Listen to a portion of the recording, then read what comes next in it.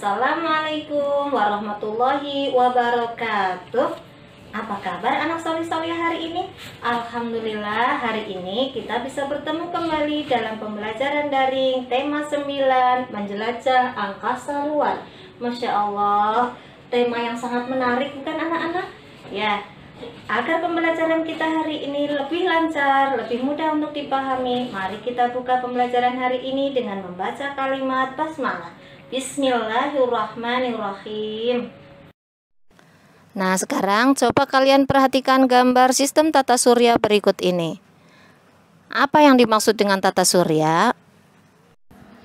Tata surya ialah susunan benda-benda langit yang terdiri dari matahari, planet, asteroid, komet, dan benda-benda langit lainnya.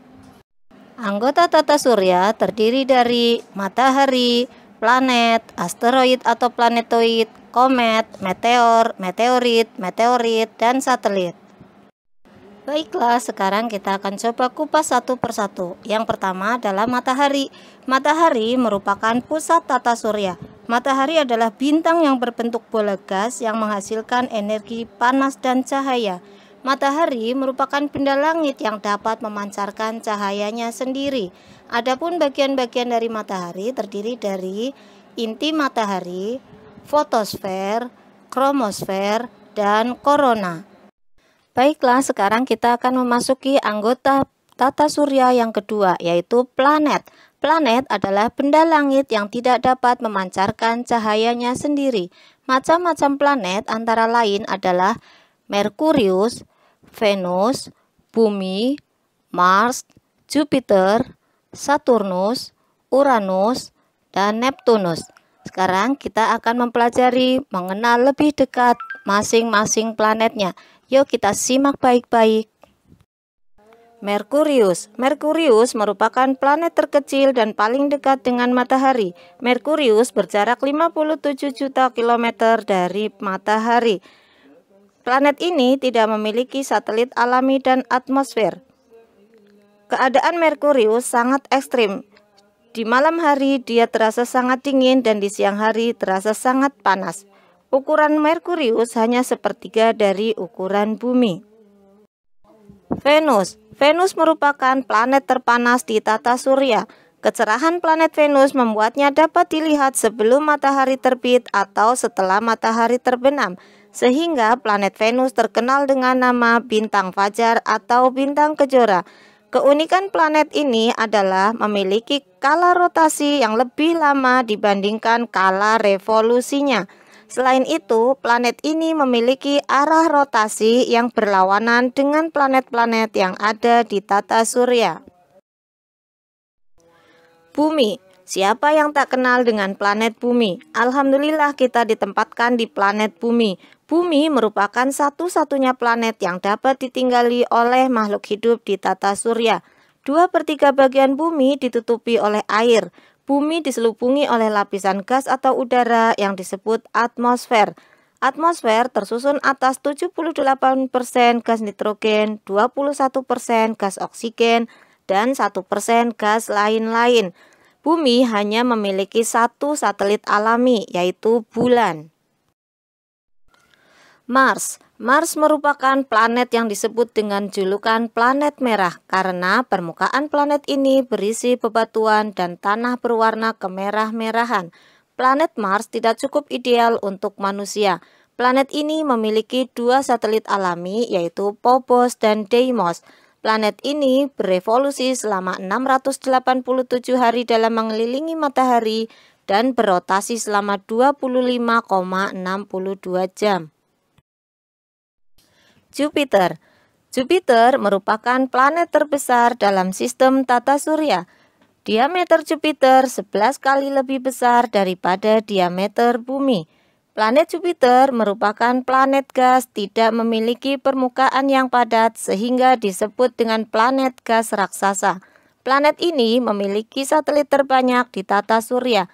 4 satelit terbesar milik Jupiter yaitu Io, Europa, Ganymede, dan Callisto.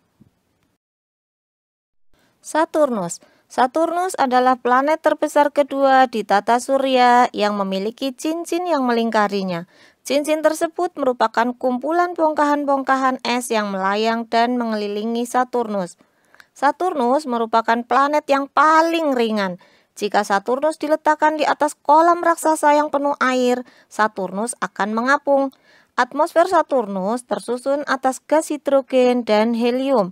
Saturnus memiliki banyak satelit. Satelit terbesarnya bernama Titan. Planet Uranus.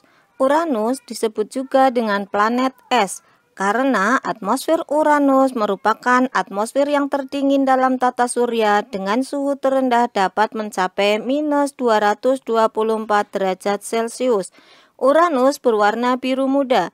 Planet ini juga memiliki cincin seperti halnya planet Saturnus, namun cincin Uranus melingkar secara vertikal. Uranus memiliki 5 satelit alami utama yaitu Miranda, Ariel, Umbriel, Titania, dan Oberon. Neptunus. Neptunus adalah planet paling jauh dalam sistem tata surya. Atmosfer Neptunus mengandung hidrogen, helium, dan metana. Neptunus sering disebut juga sebagai kembaran Uranus karena memiliki ciri-ciri yang sama. Suhu di Neptunus dapat mencapai minus 218 derajat Celcius. Neptunus juga memiliki banyak satelit, salah satunya adalah Triton. Nah, sekarang kita akan belajar tentang pengelompokan planet. Yang pertama, pengelompokan planet jika bumi sebagai pembatasnya.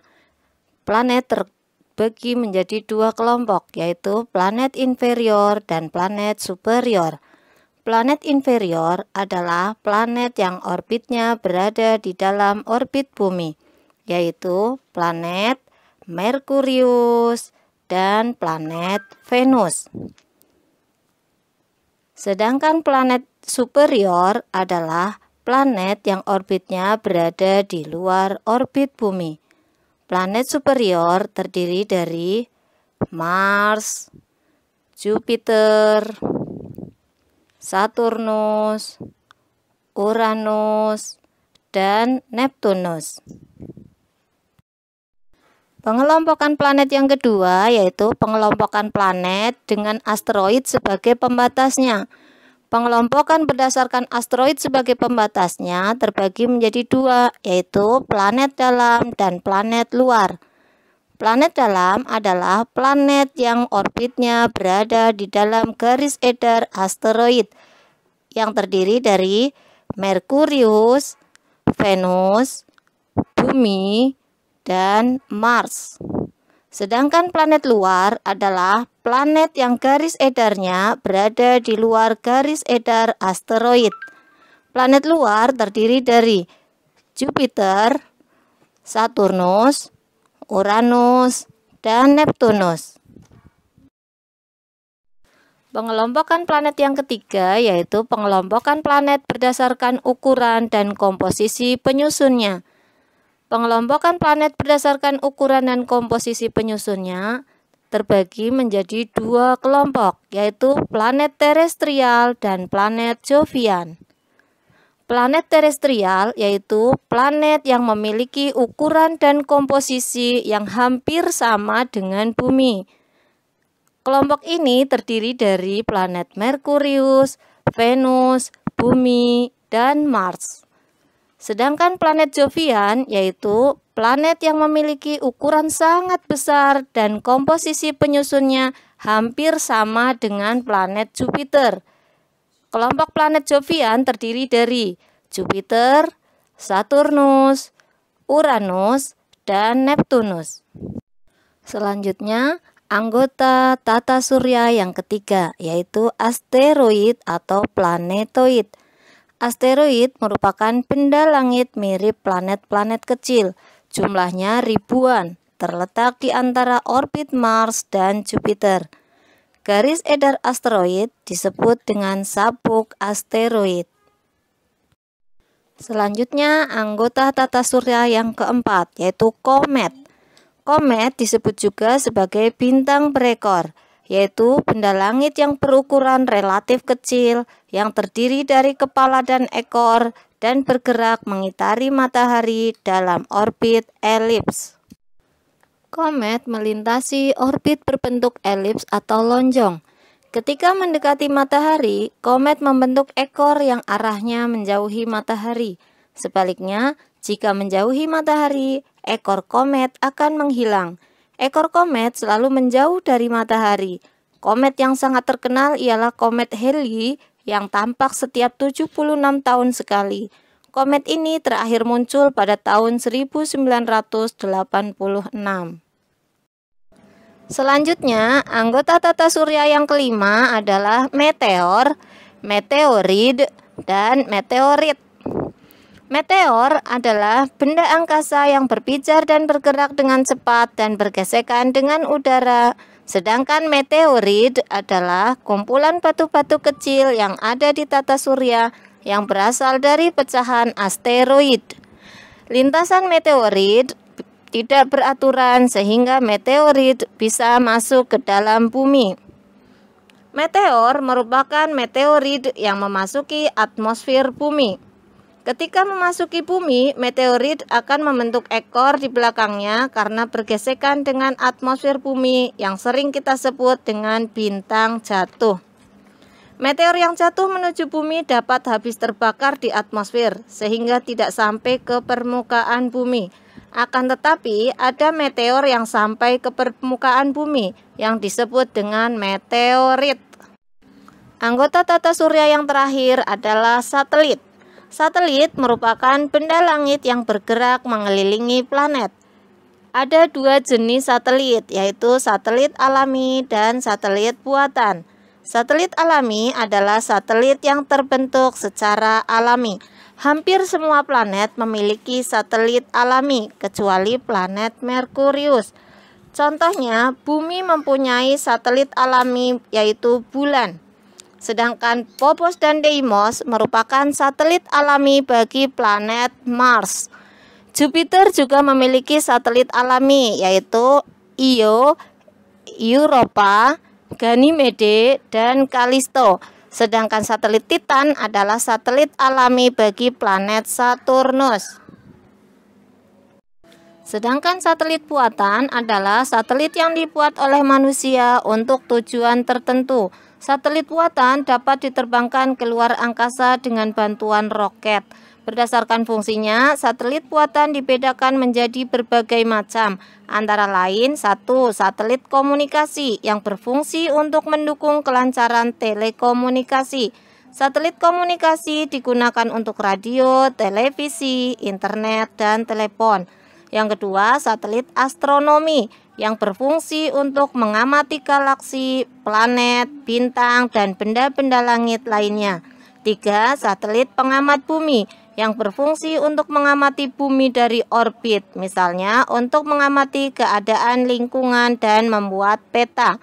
4. Satelit mata-mata, yaitu satelit pengamat bumi yang digunakan untuk tujuan militer. 5. Satelit cuaca yang berfungsi untuk mengamati cuaca dan iklim di bumi. 6. Satelit navigasi yang berfungsi untuk menentukan suatu lokasi di permukaan bumi. Demikian pembelajaran kita hari ini. Semoga mudah dipahami dan semoga kita bisa mengambil hikmah dari pembelajaran kali ini, bahwa Allah menciptakan segala sesuatu yang ada di alam ini adalah untuk menunjukkan kekuasaan Allah, untuk menunjukkan kebesarannya. Seperti dalam Al-Quran surat Yunus ayat 5 dan 6 yang menginginkan agar kita menjadi hamba-hamba Allah yang selalu semakin tunduk kepadanya dengan melihat bukti-bukti kekuasaannya. Oke, mari kita tutup pembelajaran hari ini dengan membaca hamdalah dan doa penutup majelis. Alhamdulillahirabbil alamin. Subhanakallahumma wa bihamdik asyhadu an la ilaha illa anta astaghfiruka wa atubu ilaik. Wabillahi taufiq wal hidayah. Wassalamualaikum warahmatullahi wabarakatuh.